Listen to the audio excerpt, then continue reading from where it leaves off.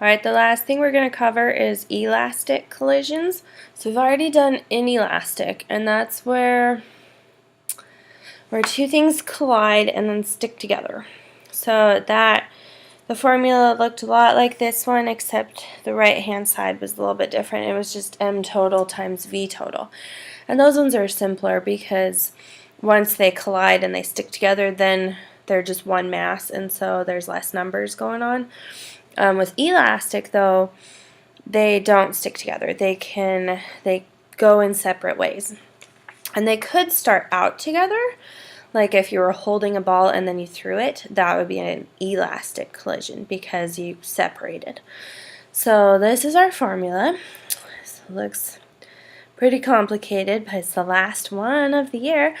So we've got m1 times v1, that's momentum of the first object, and then we've got m2 v2, that's momentum of the second object. And so the left-hand side here, that is all the stuff that happened before the collision or the event where you threw the ball or where they crash into each other. That's before that happened. Then on the right-hand side over here, we've got m1 and then this v prime 1. That means the velocity of that object because it's v1, but the prime means after. So it's m1 v prime 1. So that's the momentum of that object after the event happened or they crashed into each other. And then over here, m2 v prime 2, that's the momentum of the second object after it already happened. So v1 and v prime 1, they are different things. The first one is the velocity before, and the second one is the velocity after. So I'm going to do some examples, and then we'll have practice worksheets. So this first one, a 0.45 kilogram hockey puck moving east with a speed of 3 meters per second has a head-on collision with a 0.9 kilogram hockey puck that is initially at rest. And after the collision, the second hockey puck moves east at 1.8 meters per second. So what is the speed and direction of the first hockey puck now? So I'm going to draw a picture. So you've got this hockey puck going east. We'll make east be positive velocity. And then it crashes into the other hockey puck. And I want to label the masses here. Okay. And then, so now I've got my picture going on. I know what's positive, what's negative. And then I'm going to figure out all my variables. So let me write my formula down again just so I remember. So m1, v1. Oh, not plus. Okay.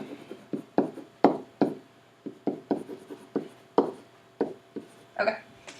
Now I need to identify all my variables. So m1, I'm going to make that be this hockey puck, and the other one will be second. So m1 is 0.45 kilograms. v1 initially is 3 meters per second and is positive. m2 is 0.9 kilograms. v2 initially is 0 because it was at rest. Okay. Now I've got to look at what's after. So m1 stays the same, it's still the same mass.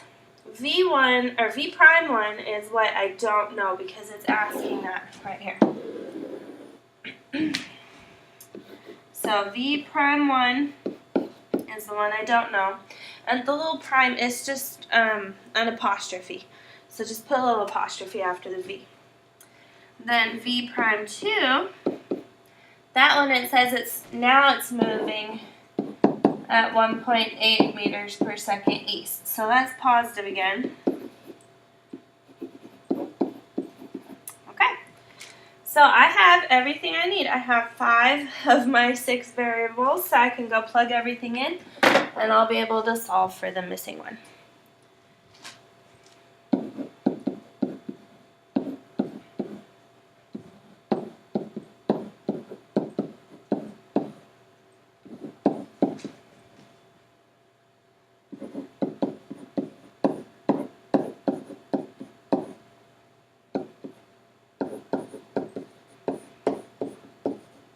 Okay, so I plugged everything in that says 0.9 times 1.8 way over there.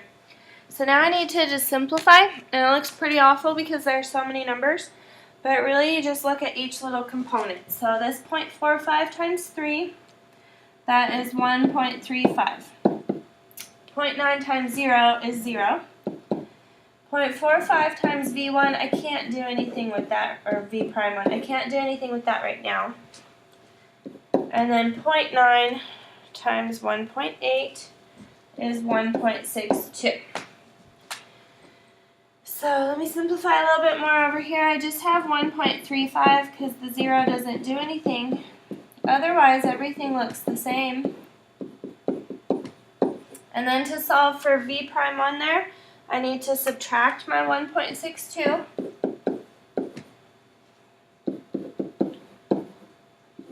And negatives are okay. That just means that maybe the second hockey puck will be moving to, or the first hockey puck will be moving to the left. So if I subtract 1.35 minus 1.62, I get negative 0.27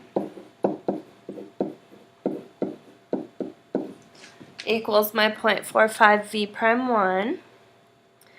Okay, now I need to divide by my 0.45.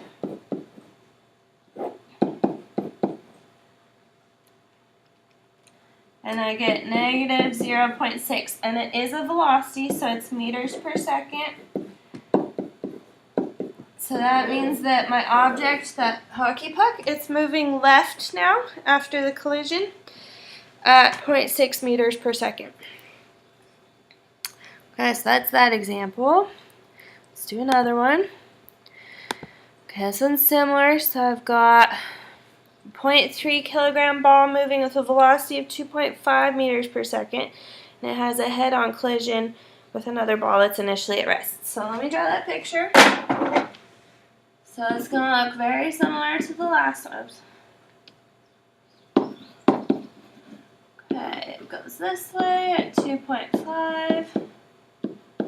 It's going to hit a ball over here that's just standing still. Okay, and then my 0.6 kilogram ball is going to start moving at 1.5 meters per second. And I want to figure out what the velocity of the first one was. So I'm going to go through, oh wait, let me write my formula.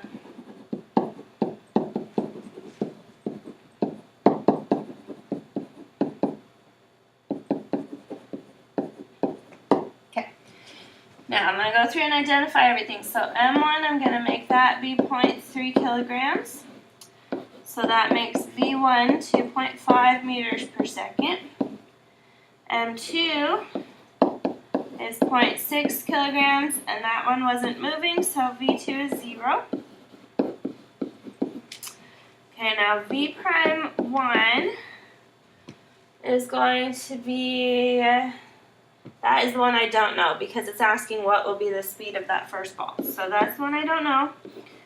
And then V prime 2, I know is 1.5, and it's positive because that direction to the right is positive. Okay, so again, I'm going to plug everything in.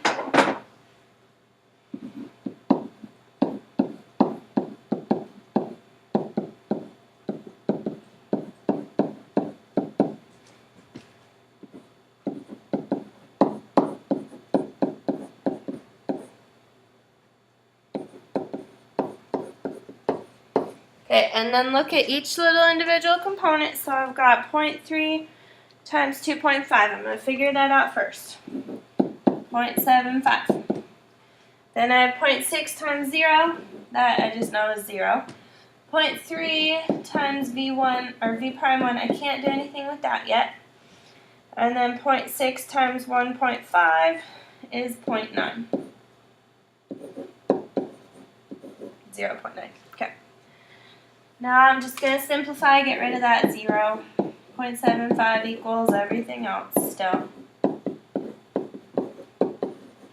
And then I need to subtract my 0.9.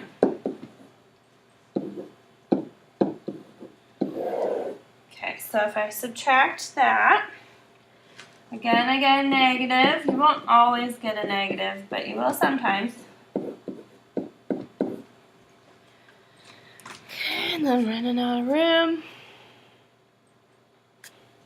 Okay, I need to divide by my 0.3,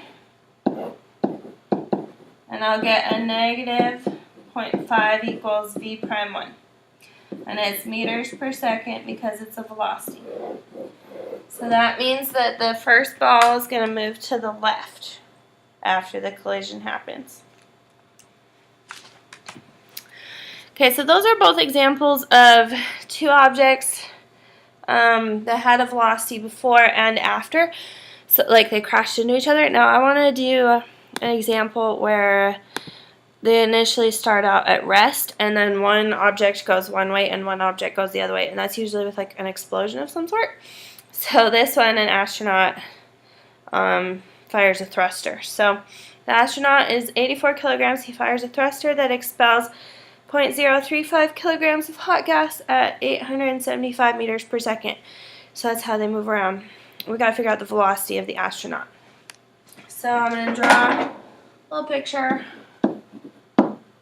They're just standing still, and then that thruster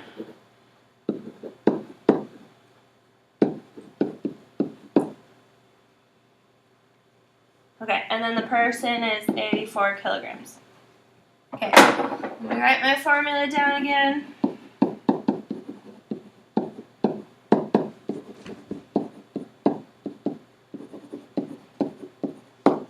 And then I'm going to identify everything. So mass 1, I'm going to make that be the astronaut. His initial velocity is 0 because he's just at rest in space. Mass 2 is going to be the thruster itself. Or no, not the thruster, the hot gas. So that is 0.035 kilograms. And then that velocity initially is 0 because it's not going anywhere. But then after, I don't know the velocity of the astronaut yet. And then the velocity of the gas is 875 meters per second. Okay, so I'm going to go plug everything in.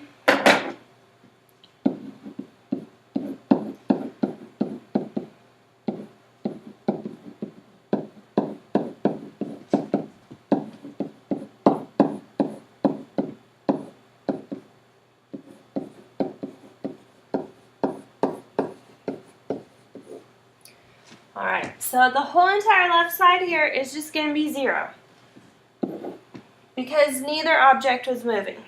And then I end up with 84 times, oh I should rewrite that, sorry, V1 or V prime 1. Then I need to figure out 0.035 times 875. Okay, 30.625.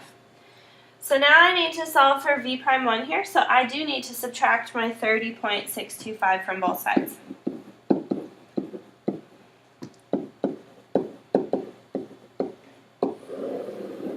Oops. So I'll just end up with negative 30.625 equals 84 times v prime 1. And then if I divide both sides by my 84 here,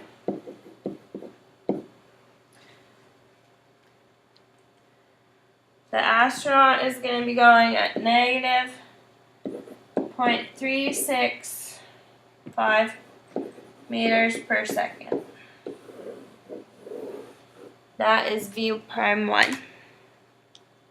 Okay, and that's because I said that the velocity of the gas from the thruster, it was positive. So that means that the astronaut would be going the other direction and not very fast either.